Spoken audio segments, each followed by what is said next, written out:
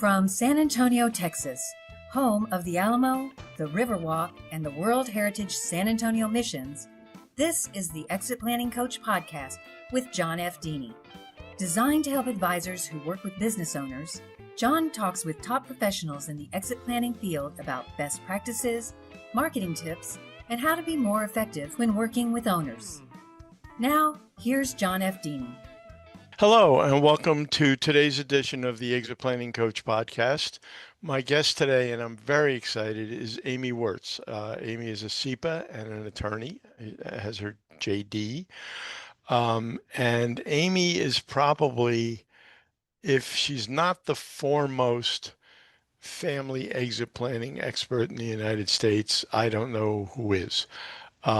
She teaches at EPI's Certified Exit Planning Advisor classes, and has for I don't know how long you've been doing that, Amy. I took mine in Since 18. 2015. Okay, yeah, I took mine in 18, and you were teaching then with the most complicated family dynamics diagram I've ever seen in my life, and hope to never see again. That's funny. So she is a senior consultant with the Family Business Consulting Group. She's passionate about helping families develop and define their purpose. She believes her role as an advisor is to educate families and show them their options, which for those of you out there that are experienced with Exit Map, you know that's almost the same language we use, except we don't talk about families, we talk about owners. And she was a lawyer for 27 years, and for the last 10 years has practiced collaborative law. I have to ask, we don't try and stay on track in this thing. I don't practice law at all anymore. So okay. It's more for the last 10 years of that time, I only practiced collaborative law and mediation. Okay. Does that lead you to collaborative divorce when you start coaching families on their future? Well, that's what I did. I was a collaborative divorce lawyer, and okay. that's where I was a divorce lawyer. That's what I did. That's pretty much the only law I did. I did criminal in the very beginning of my career, but at the last 10 to 12 years of my legal career, I did absolutely zero litigation, and I only did collaborative or mediation. Yeah, we had a former employee who went to work for a family law practice, and was shocked that it was litigation. Really? Yeah. It's a tough world to be in. Yeah, it is. Litigation. It's hard. It's very hard. Yeah. Okay, so welcome, Amy. Let's start out with a little bit of bio. Okay. How did you get here? It was a journey. So my bachelor's is in education, and then I went to law school straight out of college. And when I graduated in a recession, and all the law firms were laying everybody off. And when I was in law school, I was never going to do a criminal case, and I was never going to do a divorce. And God laughed at me and said, "Oh, honey, that's exactly what you're going to do." And I spent most of my career doing criminal and domestic. The very beginning of my career was criminal. And when I did that, I was in the family court representing juveniles and fighting between parents and the state over their children. It was a natural progression when I went into private practice to fight between parents over children. That's how I wound up in the domestic relations world. And then I really got very good at that. And I think it's because I care a lot about families, and decided I didn't want to fight in court all the time. It didn't really fit my core values of how to resolve issues. So I did over 117 hours of continuing education in mediation, facilitation, and collaborative law. Was a champion of collaborative law in the Cuyahoga County, Cleveland, Ohio area, was a big supporter of the International Association of Collaborative Practitioners. In one of their conventions, I saw that this was leading into business law, and it kind of went, wow, I've owned my own business for most of my life. I think I will look into this a little bit more. About the same time, fate, God, whatever you believe in, put in my path of gentlemen who I had been referring my divorce work to, or had been referring divorce work to me, said, hey, I met these people at the Exit Planning Institute. I actually think this would be really good for you to go explore because one of the 5 Ds is divorce. And Mm-hmm. you're the best divorce attorney I know, and you should go teach them about what you do. And that collaborative crap is what they want to do for owners, and they want a team. And it sounds like the same thing you do. And he literally said collaborative crap.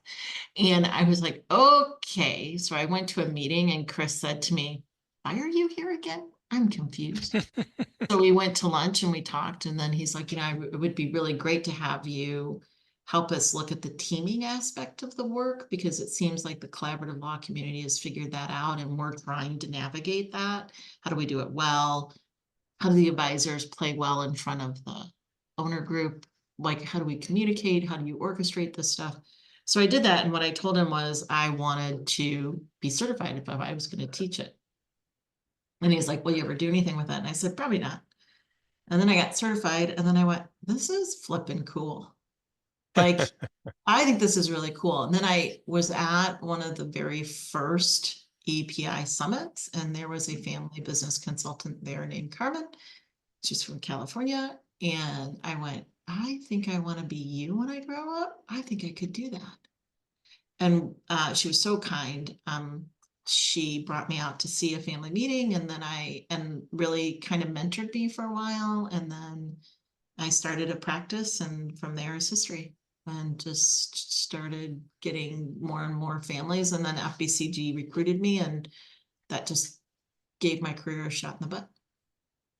Great. Well, FPCG, the Family Business Consulting Group, they're international, right? Yes, I've they known are. one or two people that are involved. Do you work internationally? I have spoken internationally via Zoom. And I have spoken at the International Family Governance Conference, which is an international conference, but I have not worked out of the States. Don't know that I will. I could. But one of the there's a family business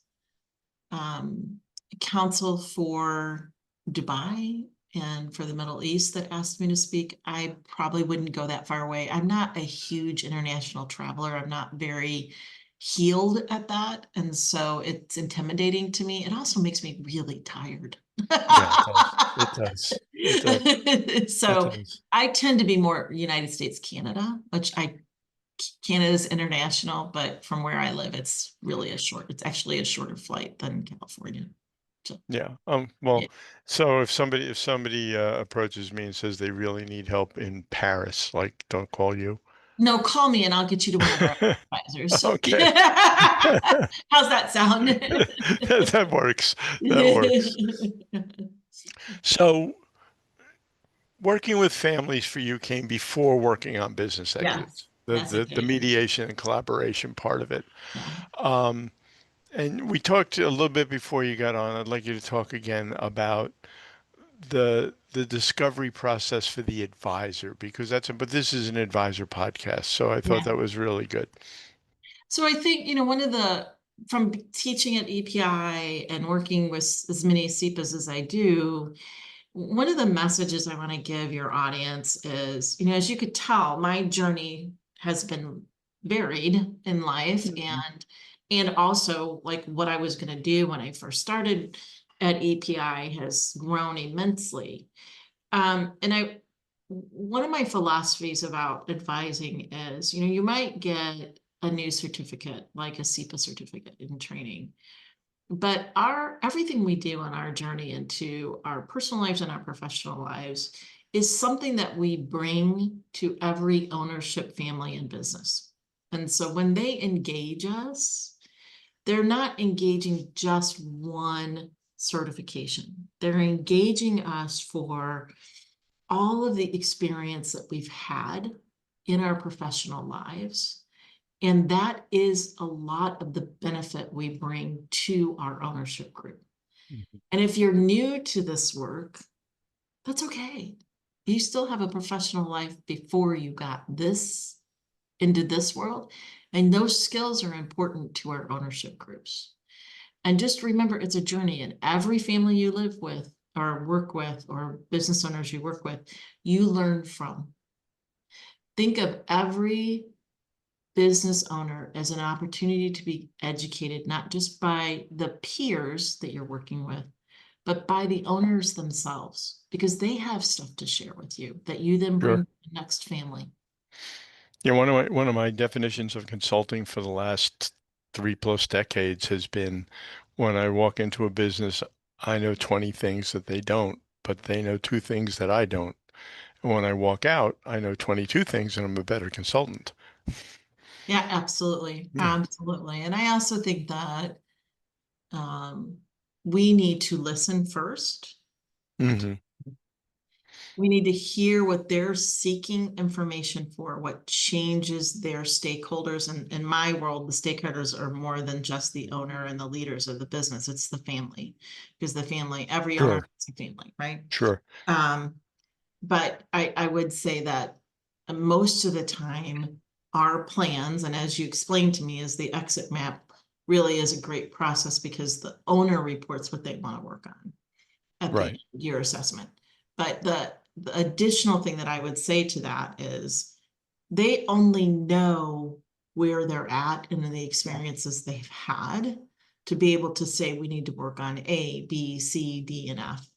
As consultants, as people that do this work, because we bring everything with us, we can say, okay, I know you're expressing you need to do X, whatever that is. Maybe that's create a new organizational chart or get shares to my son or figure out what equal is, whatever that is, right? hmm Well, fair Fair, and equal, right? Fair, equal. often Well, two most of the different time they don't things. use Yeah. the word fair. They say, I need to equalize my estate. I hear Yeah. that all the time, right? Yeah. Okay. So what we say is, okay, so you're articulating that you want to work on A, B, C, and D. However, because of all the families I've worked with and the experience of the people that have taught me and the team members, I put our observations into the report as well, which is you're not talking about 1, 2, and 3 because you've never been here before, but I have hmm from the benefit of working with other owners. So I also observe and recommend 1, 2, and 3, and this is why. And I think you have to hear and you have to acknowledge where they're at in their heads and what they see are issues. But part of our professional responsibility is to add to that based on the walk and the path that we've taken and the other families we've worked with. Right. By the way, we do brain trusts with our subscribers on a bi-monthly basis. Mhm. And it's a study group and we Mhm. talk about things. And our topic a couple months ago was incumbent advisors and qualifying incumbent advisors. And with your permission, I quoted a lot of the white paper you did for EPI about the questions to ask incumbent Yeah, advisors, and yeah, they were yeah. very, very appreciative. Is that available to SEPA? I mean, obviously, we have a lot of SEPA listeners. Yeah, I think it's in their library. I think if you Okay. go into content, you can download it from the member center. I don't know, but can't imagine it wouldn't be in there. I'll look and Yeah. let you know. Yeah, Yeah. Because I thought it was excellent. I really thank you. appreciated it. Um, let me take a break at this point, Mhm. and we'll pay for the podcast for about 30 seconds, and then we'll jump back on. And I've got Thanks, some questions for you about when people should be reaching out to you. Okay? thanks. Mhm. Okay, thanks. How would your practice survive if only 25% of your clients were happy with your work? How many referrals would you get? Would you advertise that success rate? Over the last decade, both the Exit Planning Institute and PwC have surveyed owners and found that 75% were profoundly unhappy a year after their exits. In 10 years, the exit planning industry has done little to fix this issue. Business owners need purpose, direction, and activity after exiting. Planning for that starts with your very first coaching conversation. We work with advisors who believe that clients should be happy after exiting. Exit Map is a structured discovery process that helps you have deeper conversations about client options, objectives, and life after the business. We help you launch better transitions. Take a test drive at exitmap.com. Welcome back to the Exit Planning Coach podcast. I'm with Amy Wirtz. probably the nation's foremost family exit planner or family business exit planner or business family exit planner. I don't know where do we put the hyphen in there? Yeah. But Amy, when we run into family situations, which any of us that do very regular exit planning run into, you have to. Um, when we should we call you and say, oh, this is something I need Amy for? So I teach in the certification program that you can call me anytime you want, number one, but to help you do a better job consulting, right? Like I do a lot of one-offs where consultants say, God, I'm kind of wading into something I'm uncomfortable with. And I don't know if I really need you, but how do I do this? Like, how do I have this conversation with this father and son? And they're very contentious. And how do I make the room safe? And blah, blah. That I do all the time. Like, that's not a big deal. However, when do you introduce me to the system you're working with? And I would say to you, when the issues surrounding the family are impeding the work you're doing, they're stuck, they're afraid, they're curious. Like we want to bring in, it's a very small system, but it's a great conversation. I was working with a jeweler company and it's owned by two brothers. And honestly, those two brothers have an amazing relationship. They are so in sync. It's almost one voice. It's an amazing, it's so fun to watch these two. They complement each other. They've defined their roles. They bought people out that didn't work. Very healthy systems, pretty healthy family, lots of non-family members that are in leadership roles in this company. And their dad grew it to a really big chain jewelry store. They shut that down because malls weren't working anymore. And, they went from large to small.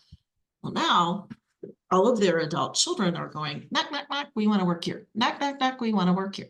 So they let one in, and it's their oldest of the cousins. Cousins are really close. They all went to the same high school. A lot of them went to the same college. They grew up in the same community. And pretty healthy family system, very healthy family system. So then the second person knocked on the door, other brother's son, knock, knock, I want to come in. They let him in. No systems, no job descriptions, no training platform. Just, I'll come in and I'll train you the way dad did us and you'll be fine. Well, then the third knocked on the door, want to come in. They let him in. No training, no role description, no process. And there are three others that are knocking on the door. Right? And so their accountant said, hey guys, like you are going to be stepping in a pile of duty. Like this is going to be a lot of siblings / cousins / system and a lot like, is there room for everybody here? Right. And so the accountant introduced me. I came in, I met them, I talked to them. I ran a session on systems design and roles and responsibilities and values. Got him started. 2 babies being born, 2 weddings happening, pause. They'll probably call me next year after all that commotion inside the family is going on. But there was some major discussions about succession, major discussions about who, what, when, where. And the advisor's like, oh my God, these 2 brothers are so amazing. I don't want their kids to ruin their relationship because it can happen. And so it was an advisor that said, you've got to get some training here. You really, we need to protect what you've built and the health of your families. So that's one really simple thing, right? And it wasn't drama. There was no chaos in the sense of somebody was fighting or threatening to leave or anything like that. Other systems, they bring me in when they want to build a board. I do a lot of governance work for companies. I do both board of advisors, board of directors, but also family governance in large systems. I've been brought in to build education for very large systems, a whole education curriculum for the next gen development on family business, family systems, roles and responsibilities, all that stuff. So, but I would say the key is it's a preventative thing that's identified by an advisor or a family member, or there's chaos going on. The next gen's fighting, one wife is yelling at the husband because her kid's not president, or the husband's yelling. There's been a huge money drop from a liquidity event and they don't know what to do with that. And there's like fear about how are we not going to ruin our kids? And it's a wealth planning conversation on steroids. Like, okay, so I can teach them about where I can do a little bit, but there's enough difference over here and difference of opinion between these cousins that I want you to do this, Amy, because I want to keep managing the money and not piss them off. Mm-hmm. Does that make Yeah. so that those are kind of Sure, that makes a lot of sense. I mean, I can think right now of an owner, a family that I profiled in one of my books, that the father was, uh, I'll be nice, he was highly concerned that his two sons would advance the company rapidly and sell it for a lot more than it was worth at the moment, and kept trying to design clawback mechanisms for down the road. oh yeah, because I don't want them to get the money when I should have gotten the Right, money. right. Yeah, I've had those Yeah. conversations and Yeah, I by the time they finished, they were divorced. The older son had quit and gone to work for another company, and the younger son essentially did a hostile takeover of what was left. And that's too bad. yeah, the whole family That's was really too just bad. imploded. Um, And advisors pull me in high conflict because I'm a really good mediator. yeah, So I know the systems, I know the processes. When and I ask for all your listeners, please don't bring me in when there's a litigation already. I'm done with yeah, that. I left law. I don't want to do that. That's a totally different kind of mediation than what I normally do. I'm a preventative of litigation mediator. Not don't bring good, me in when they're all good, suing each other. good. Yeah. Put that on the business card. Yeah. Yeah, yeah, Yeah. yeah. I'm sure you've seen the three-circle graph about family Yeah. businesses. Yeah, Yes. yeah. Yeah. Yeah. Where ownership, management, and family overlap. That's the like it used to be on the old maps. There be monsters. Uh, Yes. Yes. yeah, Yes. Absolutely. Yeah. No, it's a really, I have to tell you, to all of your listening audience, I love what I do. I get to meet some of the most amazing people that love one another, that help communities, help each other, bond as a family, unlike any other families do, because they see each other a lot and they have a common organizing principle called the family business. hmm You know, like these cousins that work together, they see each other every day. They live in the same communities. I have cousins I haven't seen since I was 17 years old and probably yeah, never will again, right? Because yeah, there's no grandparents to bring us together. We live in totally different, one's in California, one's in Boston. Like there's no, there's no geographical pull. We don't go to the same church. I mean, there's no binding. And these yeah. businesses are a binding Mm, around those systems. And when they treat them with love and respect, it is a super cool thing to yeah, witness. yeah. I've got I still do substantial business coaching, and outside of exit planning. This one family I work with, the grandpa, they're on their fifth generation. Grandpa worked until he was just after his 100th birthday. He was in the business Wow. every single day. Uh, Dad, who's now the oldest, the scion of the family, says he's going to beat him. You know, so That can be good and bad. I mean, there's yeah, mixed bags there, right? Yeah. yeah. Well, there's always that generational, and I heard somebody put it very, very well some years ago. When the generation that's getting ready to leave is more interested in harvest and the newer generation is more interested in growth. It's a challenge. It is a tug of rope. It really is. And, you know, the one thing about what we teach as SEPA advisors is there are multiple bites of the apple, right? Like Mm-hmm. if you have 7 divisions in your company and a senior generation needs liquidity, is there an opportunity to liquidate one part, one thing? I mean, if you're a family enterprise, you need to harvest wealth. Can you sell some of the entities and break it up and make it, you know, look at it and seeing what's the least profitable? Do you really want to keep it? What are we aligned around? Where are our biggest opportunities? Is there a liquidity opportunity? Is there an ESOP opportunity? Is there a mezzanine opportunity? Is there venture capital opportunity? Is there a partnership opportunity? So we can get some, you know, management buyout of a certain portion of the stocks. I mean, there are different ways to help that senior generation get some liquidity so they feel Mm-hmm. comfortable moving on and not sell all of it. Yeah. And I think that's the great things like your work that you do in your company, and then in training that we do at EPI, we teach people options. Yeah. It doesn't have to be an either or. Yeah. It can be an and.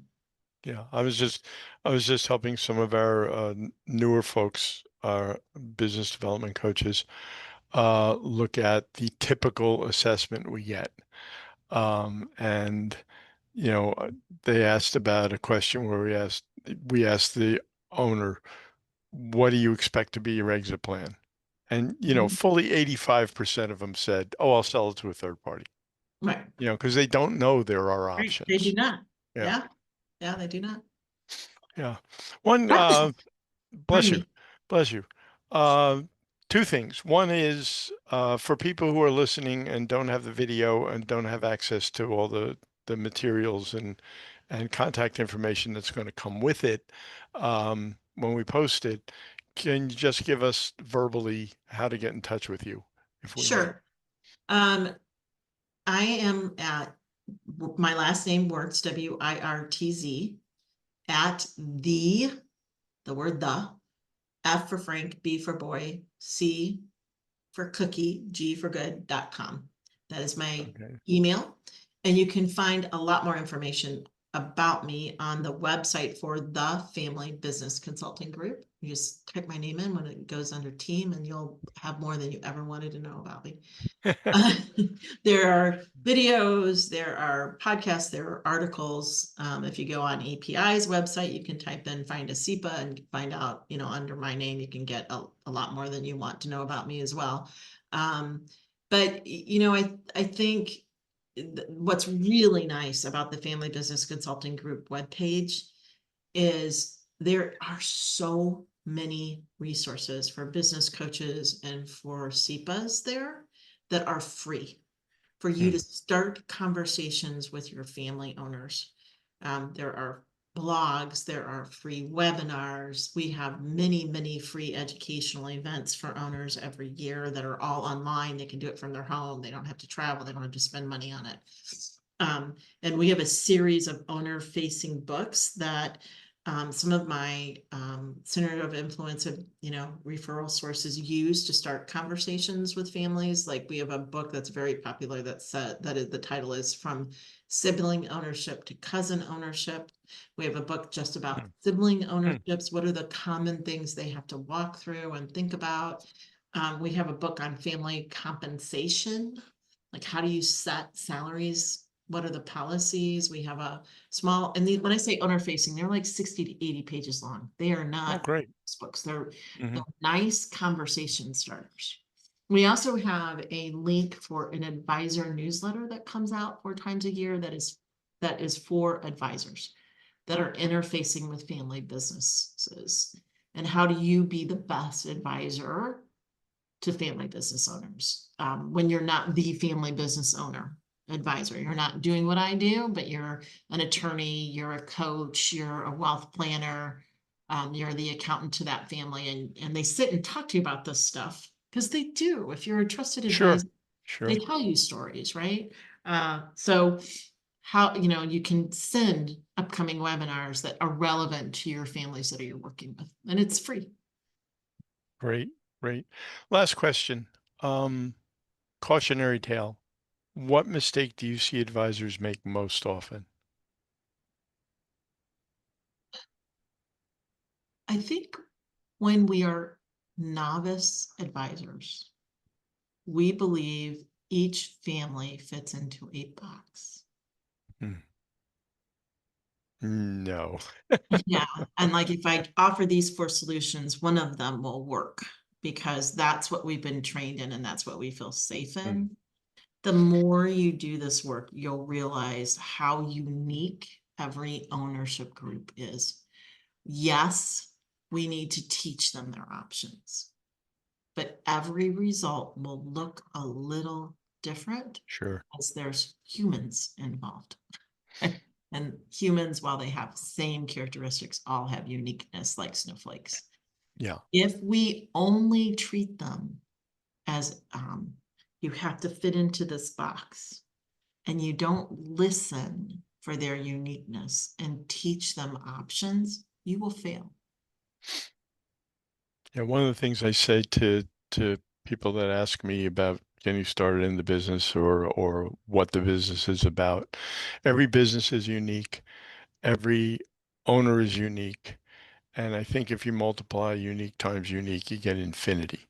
Uh-huh. Yeah. Uh-huh. You do. Absolutely. Absolutely. Yeah. Well, thank you so much, John. Is there It's been a any pleasure. other It's been a real questions? joy. No, Yeah. we are about set. This has been terrific. There's a lot of good. The Family Business Consulting Group tip is out there for those CPAs who have access to the EPI information. Mhm. They should take advantage of it. They know how to get in contact with you, and really appreciate you taking the time to come on today. It was really great. You are the first in the series we're starting on influencers, Oh, thank you. and you are an industry influencer without a doubt.